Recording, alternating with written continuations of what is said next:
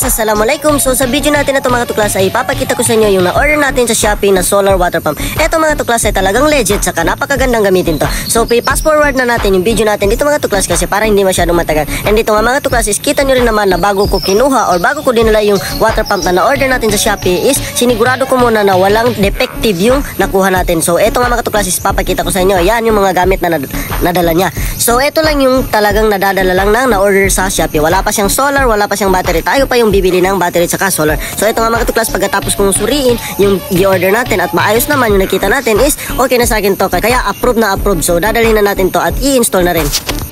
Sabihin yata ang battery din solar to din battery. Hello guys, assalamualaikum. So sa guna may pambatar na water pump, solar water pump na DIY. Gi-order ko lang to sa Shopee mga tuklas. So nya pa na mo gamit na baterya ng motor. Ginamit ko baterya ng motor ko pero mamasahan ko. Pero while wala pa tayong battery, hindi pa tayo nakabili.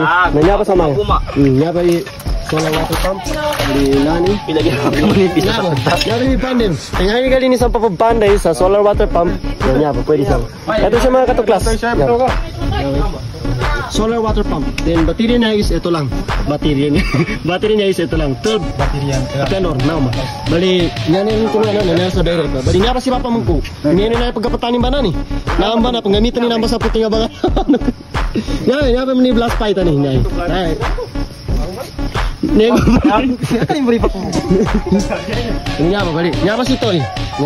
Bari siya ta niya baka pat patawa kasi. Baka pat patawa niya ba siya? Karena siya ta. Patawa ka. Gina to. Ni ay na. Mau ayo.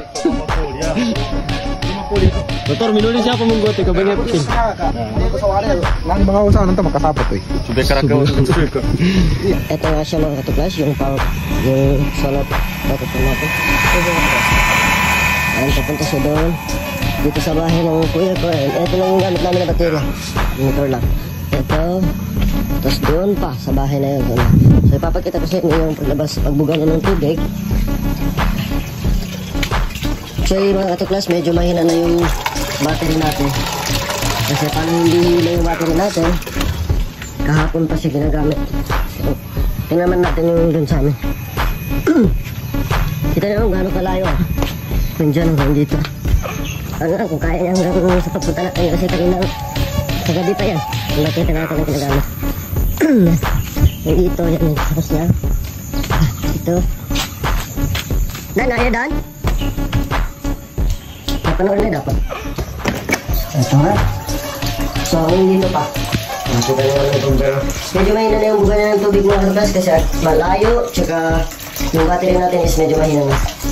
So, kita naman ba? Wala siya.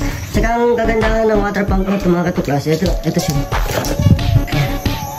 Ang kagandahan ng water pump na ito mga katuklas is hindi siya maingay. Katulad ng mga ibang water pump na maingay talaga.